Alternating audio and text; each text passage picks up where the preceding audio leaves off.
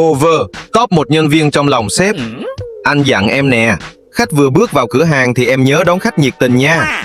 Khách đến mua combo thì em nhớ cho khách xem lướt qua bộ sưu tập gọng tặng. Nếu khách đi nắng nhiều thì em nhớ cho khách thử chống UV. Còn khách nào dùng điện thoại iPad nhiều thì cắt ánh sáng xanh 350k. Tệp khách hay đi ngoài đường thích đổi màu thì em nhớ test đổi màu cho khách.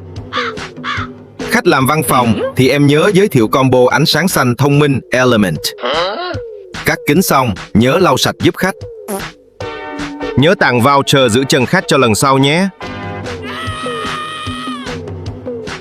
Cuối cùng, em nhớ tiễn khách tận cửa đó. Anh mời các em xem bộ sưu tập gọng tặng nhé.